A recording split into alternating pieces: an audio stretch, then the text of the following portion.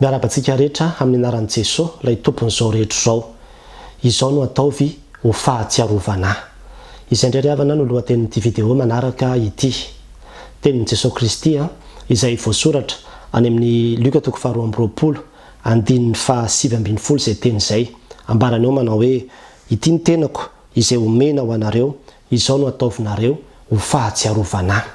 Tamin'ny fotoana io dia nankalaza niaraka tamin'ny mpianatra ny Pasika Jesosy Kristy, ary tamin'io fotoana io no nanorenany ihany koa ny fanasan'ny Tompo, izay mbola ataon'ny fiangonana hatramin'izao andro ankehitriny izao. Ary dia tamin'io fotoana io no nanambarany hoe izao no ataovy ho fahatsiarovana. Avy eo koa Paoly aty amin'ny Korintiana 1:20 rehefa nampianatra ny amin'ny fanasan'ny Tompo dia nambarany koa naveriny ihany io tenin'i Jesosy Kristy io eo amin'ny andininy 4:20 sy ny andininy 5:20. Izao no ataovy ho fahatsiarovana. Ny ankabetsahantsika kristianina dia efa samy nandre izany teny izany daholo, satria matetika ambara io rehefa amin'ny fotoanan'ny fanasan'ny Tompo. Kanefa moa ve tena takatritsika ny asarobidin'izay fehezanteny izay nambaran'i Jesosy Kristy izay, ary miverina intelo farafahakeliny ao anatin'ny Baiboly izay fehezanteny izay.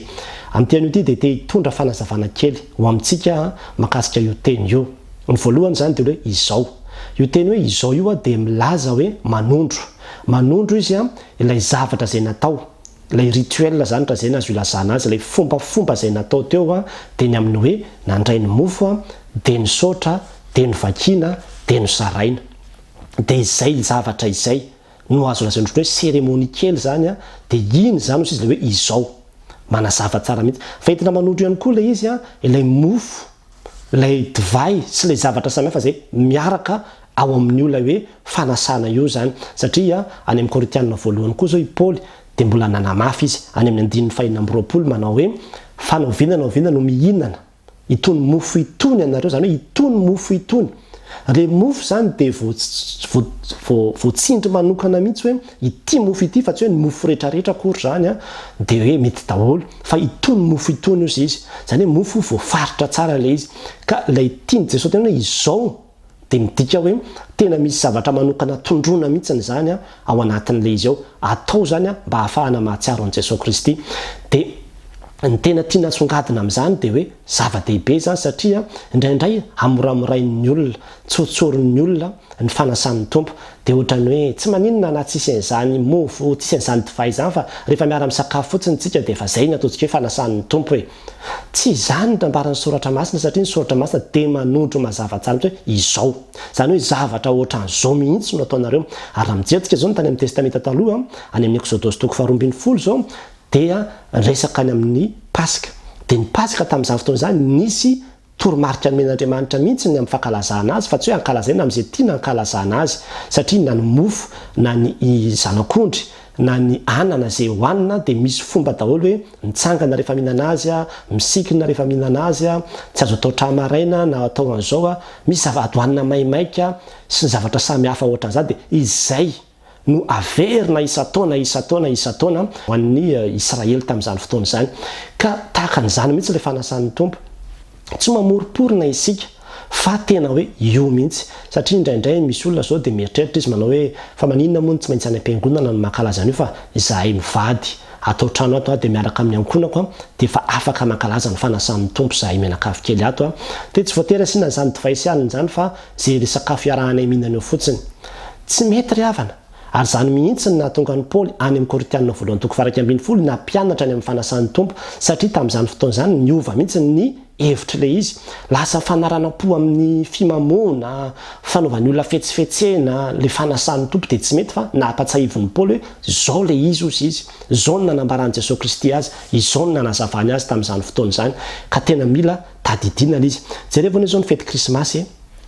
lasa tsy fantatra intsony ilay tena heviny, satria Jesosy Kristy tsy tafiditra ao anatin'ilay izy intsony, fa lasa misy zavatra be dehibe. Dia tahaka izany koa na dia ny Pasika azy, efa ny atody, ny bitro, ny chocolat, zany sisa ny lasa malaza be, dia very tanteraka ny hevitra ilay Pasika, satria Jesosy Kristy tsy tafiditra ao anatin'ilay izy intsony. Ka raha tsy ataontsika ao anatin'io ilay mofo izay manambara ny tenan'i Kristy, ilay divay izay manambara ny ran'ny Kristy, dia tena tsy ho hitantsika intsony ny heviny io, fa lasa sakafo hariva ny hafarany io sisa. Ka tena mila apetraka tsara aloha zany zay hoe misy dikany matoa apetraka tsara mihitsy hoe mofo sy divay no ankalazana izy ahafahana mahatsiaro an'ilay izy satria hoe izao izy ny zavatra faharoa koa dia ny hoe ataovy ny dikany hoe ataovy dia tena hoe mandidy mihitsy ny Jesosy Kristy zany amin'izany hoe ataovy zany ary rehefa jerevanao any amin'ny Eksodosy 4:20 ohatra zany zao fankalazana ny Paska satria ny Paska ihany mantsy no fanasan'ny Tompo aty amin'ny testamenta vaovao dia rehefa mijerytsika ny Paska dia nambaran'Andriamanitra ao mihitsy amin'ny 4:20 sy ny 5:20 manao hoe izany zavatra zany ozy izy le zavatra nankalazaina zany dia ataonareo lalàna mihitsy izay ho tandremanareo ho amin'ny taranaka faramandimby mihitsy ampianarinareo an'izany ny taranaka faramandimby zany hoe lasa lalàna zany le izy lasa didy mazava ho azy fa tsy maintsy ho voasoratra zany le izy ny dikany ary ny Israely zany manomboka tamin'io fotoana io dia isaky ny tonga ny voalohan'ny volana izany hoe ny volana nisanina zany io ny amin'ny calendrier jiosy dia io ny volana voalohany indrindra dia ny andro faha-410 amin'ny volana nisanina io zany dia efa raikitra mihitsy hoe ankalazana ny Paska lasa lalàna le izy lasa jour fiere célébrena mihitsy zany io le Paska io teo amin'ny Jiosy ary zay no midika amintsika fa tena hatrany amin'ny testamenta taloha dia efa nataon'Andriamanitra tian'Andriamanitra ho lalàna mihitsy le izy ho zavatra zay hoe ataon'ny olona zany aty amin'ny testamenta vaovao dia mahita antsika ny Jesosy Kristy mbola niteny ihany nandidy nanome baiko izao no ataovy izy ataovy zao zavatra zao ka itsika indraindray mitady anamaivana ny fanasan'ny Tompo dia mieritreritra hoe za afaka kristianina foana ihany fa na tsy mandray an'izany fanasan'ny Tompo zany raha tsy maninona zany fa za andro any teny aminao fa baikon'i Jesosy Kristy zany ka ny fanatanteranao an'izany dia midika fankatoavanao azy midika fitiavanao azy ihany koa ary ny dikany hoe ataovy mandidy izy dia izao rehefa jerevanao ny any amin'ny Eksodosy io ihany zao ohatra dia tena hitanao mihitsy hoe nanampy antsika Andriamanitra nataon'Andriamanitra zany izay fomba ahafahan'ny Israely mahatadidy an'ilay izy dia nataony didy ilay izy zany hoe ampidirina anatin'ny calendrier ao anatin'ny programan'ny Israely mihitsy zany ilay izy mba tsy ho adino ilay izy amin'izay fotoana izay ka za andro any dia teny amintsika hoe ataovy ao anatin'ny agendanao mihitsy ataovy ao anatin'ny programanao ataovy ao anatin'ny fandaharam-potoananao ny toerana ho an'izany hoe fandraisana ny fanasan'ny Tompo izany satria didy nomeny Jesosy Kristy atsika zany ary zavatra tena hoe sarobidy satria izay le hoe ho fahatsiarovana izy inona moa ny nahatonga an'i Jesosy Kristy hoe tiany ho tsarovana tiany ho tadidy tiany ho tsy ahivantsika mandrakariva zany io lay fotoana io inona ny antony satria ry avana aloha voalohany indrindra aloha dia fantatsika tsara fa matoy ny olona anankiray miteny hoe tsarovy azadino dia tianao izy zany zay tsisy fahavalonao hiteny izany mihitsy mba tsarovy tandrema so adinonareo fa ny olona tianao te iraiki-po aminao te iombona aminao no miteny an'izany ray aloha zay ny faharoa koa dia izao hoe ilay teny hoe ataovy zao fahatsiarovana dia midika ihany koa hoe tena zava-dehibe zany ity lay fanasan'ny Tompo ity satria ny zavatra tsarovana moa mazava ho azy raha hoe ankalazaina foana zany dia tsy ny zavatra rehetrarehetra kory no atao amin'izany fa ny zavatra manokana eo amin'ny fiainantsika ihany anisan'izany ohatra zao ny fahaterahana ny fanambadiana reny zany zao dia tsarovana isa-taona ankalazaina foana satria zavatra manatantara be eo amin'ny fiainantsika zany ireny zavatra ireny ary tena hoe nanova ny fiainantsika mihitsy zany le izy dia izay no mahatonga azy hoe ankalazaina sy tsarovana foana fa ity zavatra zay ambareto ity koa zany le fanasan'ny Tompo dia zavatra tiany ho tsarovana koa satria zavatra sarobidy io ry havana ary raha tena hoe tiantsika ho fantatra ny ahasarobidin'ilay izy dia mijeritsika zany zao ny tany amin'ny testamenta taloha le Eksodosy 4:20 izay fanambara tamintsika teo dia mahita tsika fa tamin'iny alina iny dia nidina ilay anjelin'Andriamanitra izay nandringana ny lama toa rehetra tao Egypta hatramin'ny amin'ny Farao ka hatrany amin'ny mpanompo tany an-tranomaizina miaraka amin'ny lama lahy rehetra voalohany teraka tamin'ny biby fiompy rehetrarehetra dia maty daholo tamin'iny alina fa ny zanak'Israely noho ny fisian'ilay rà izay teo amin'ny tolanam-baravaravarandry zareo ilay ran'ny zanak'ondry dia tsy nisy nandringanana na dia iray aza dia izay famonjena zay satria io le fahafatesana tao Egypta io no nahatonga ny Farao tsy afaka nitazona ny Israely intsony fa hoe andaonareo mandeha amin'izay fa tsy afaka hitazona anareo intsony tamin'ny voalohany Farao tena nanao ny atodohany sy ny rehetrarehetra mihitsy hoe tsy miala eto nareo ataovy izay ataonareo fa tsy tafavoaka eto zany nareo satria efa tena hoe nandeha daholo na ny valala na ny saoana na ny lalitra na ny areta mandringana na ninona na ninona fa ny aretany tontolo hatramin'ny avandra ary tsy nanova ny heviny mihitsy ny amoaka ny zanak'Israely fa vao mainka aza mafisika ny fahoriana zay namena ny Israely. Kanefa dia zao rehefa tonga io fotoana ny Pasika io, satria efa 100 taona manko ny zanak'Israely ny tany Egypta, fa rehefa tonga io fotoana ny Pasika io dia izao hoe na mafy takaninona aza ny tanany Farao ny azona azy ireo dia tsy voatazona atao intsony ny zanak'Israely fa navotsitra, tsy maintsy nalefany satria ny fisian'io rano latsaka io no nahazahoan'ny Israely famonjena tamin'iny alina ka dia ny mpitso marenana io olom-baovao ny zanak'Israely, firenena afaka tsy nandevozina intsony. Dia izay fanafahana izay famonjena izay no tsarova zanak'Israely ka isaka ny fotoana zay mankalaza an'io izy manatanteraka n'in'le seremonie le hoe mihinana an'le mofo, mihinana le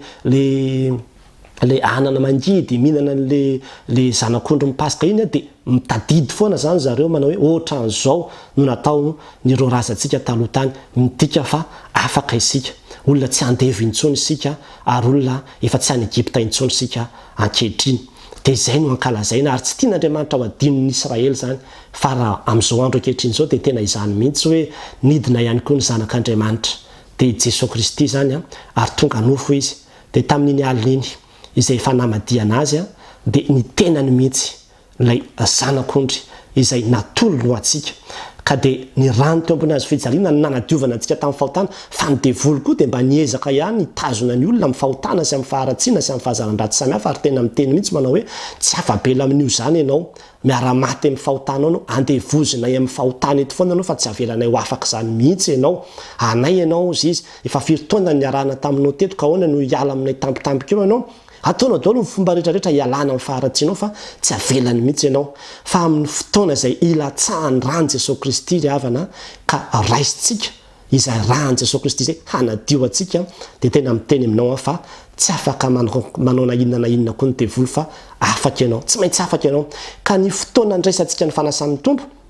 dia ahatsiarovantsika izay le fanafahana antsika tamin'ny fanandevozan'ny ota izay satria ny ota dia nentin'i Jesosy Kristy teo amin'ny tenany nanaiky isotro le kapoka mangidin'ny fahotantsika izy nentina ny fahotantsika ary dia nomboana teo amin'ny azy fijaliana niaraka tamin'ny fahotantsika izy ary dia tonga afaka isika ary dia isaky ny mandray ny fanasan'ny tompo sika dia mahatsiaro an'izany fanafahana antsika zany, mahatsiaro an'izany famonjena antsika izany ary afaka miteny manao hoe tsy andevon'ny ota intsony efa olona afaka novonjeny Jesosy Kristy tamin'ny rany any amin'ilay famonjena antsika mihitsy zany ilay izy any amin'ny bazin'ny famonjena antsika mihitsy mahatonga an'Andriamanitra teny manao hoe izao ataovy ho fahatsiarovana. Tsy tian'Andriamanitra ho adinonao mora fotsiny nanavotany anao teo ambony azy fijaliana fa rehefa adinontsika zany dia lasa tsy misy heriny eo amin'ny fiainantsika intsony ilay asa mahagaga izay nataon'i Jesosy teo ambony azy fijaliana fa ny fahatsiarovantsika an'izany no mahatonga antsika ho tia azy, no mahatonga antsika hankamamy azy ary hanolotra ny fiainantsika ho azy ihany koa ary ny fahatsiarovantsika an'izany no mahatonga antsika heritreritra tsara manao hoe zatika zany efa nataon'Andriamanitra ho mpandresy, efa nataon'Andriamanitra ho olonafaka koa dia araka izany ry havana dia teo amin'ny azo fijaliana no nanafahan'Andriamanitra antsika ary nanomezan'Andriamanitra antsika ny fandresena ka izay no tsarovana, izay no tadidiana isaky ny mandray ny fanasan'ny tompo isika ka ny fandraisantsika ny mofo dia ahatsiarovantsika ny hoe ity mofo ity ny tenan'i Jesosy Kristy izay nomeny ho ahy nitondra ny fahotako ary ity nofony Jesosy Kristy ity no miditra ty anatiko ka lasa miomby mpiainana aminy aho. Rehefa mandray ny kapoka isika izay misy ny divay dia mahatsiarotsika ilay rano Jesosy Kristy izay latsaka mba hitondra famonjena ho antsika dia ilay ranon'ny fanekena vaovao izy izay alatsaka ho an'ny maro ho famelan-keloka. Manana anjara amin'izany ianao ary anisan'ny nandatsahan'i Jesosy Kristy ny rano koa ianao ko amin'ity an'io ty aza manamavo izany fahasoavan'Andriamanitra izay nomeny antsika izany fameteza andray izany ary ny fanatanterahana ny fanasan'ny tompo dia midika fa mankatoa isika ary mahatsiarotsika izany asa-pamonjena mahagaga nataon'i Jesosy Kristy ho antsika izany. Ary zany ravana nahatonga amin'ny Paoly teny manao hoe tsy mba misy riarià kosa izy noho ny azo fijalian'i Kristy. Efa olona afaka tsika ary kristianina ary aza mitoetra ao ambanin'ny ota intsony. Raha ohatra ianao ka hoe ahoana ary drany ny tokony ataoko, ny tokony atao dia izay ihany ny amin'ny hoe mandehana eo apotitry ny azo fijalian'i Kristy dia hoe teo ny fahotanao ho dioviny dia afaka ianao avy eo dia ny olona afaka no afaka manompo an'Andriamanitra satria izay no nahatonga an'Andriamanitra ny teny tamin'ny faharoa manao hoe alefaso ny oloko mba hanompo ahy. Izany hoe ny olona afaka no afaka manompo an'Andriamanitra, ny olona afaka no afaka midera sy mankalaza an'Andriamanitra, fa raha olona mbola voafatotra ao amin'ny tany Egypta tsy hisy fanompoana azo atao anatin'izany. Ka ny olona voajeja ny fahotana dia mbola tsy afaka tena hoe hanompo an'Andriamanitra isika, fa amin'ny fotoana izay any akentsika ny Jesosy Kristy hoe maty ho aty eo ambony hazo fijaliana dia amin'izay fotoana izay miara-maty amin'ny okozan'ny fahotantsika dia olona afaka isika, afaka manompo an'Andriamanitra amin'izay. Mety mbola isy ihany ny karazana fahotana eo ataontsika ny tsefatsefanina amin'ny maha-olombelona antsika mbola mandrapahatonga antsika any an-danitra, tsy maintsy mbola izy foana ny fahotana ho ataontsika isan'andro kanefa dia izao hoe isan'andro koa tsika dia mitondra an'izany eo anatrehan'Andriamanitra amin'ny fibebahana ary mandray famelan-keloka isan'andro avy amin'Andriamanitra isika. Dia mahare zary havana matanjaha raha ohatra ka efa nanao an'izany fanekena zany ianao teo anatrehan'ny fiangonana na teo anatrehan'ny altara, efa nandoalika mihitsy hoe ho mpandray fanasan'ny tompo, nefa amin'izao fotoana izao mety adinodinonao zany na mety ohatran'ny heverinao tsy misy dikany dia izao teny izao tenin'i Jesosy Kristy aminao manao hoe izao no ataovy ho fahatsiarovana aza dino Andriamanitra, aza dino Jesosy Kristy ilay nanavitra anao, ilay namonjy anao, izay mbola tianao ary miantso anao hiara-latabatra aminy, fa mbola izy koa ny fanasan'ny tompo any an-danitra any. Ka rehefa ety ambony tany tsika manaiky azy dia manana anjara koa tsika any an-danitra any. Ho an'Andriamanitra irery ihany ny voninahitra. Amen.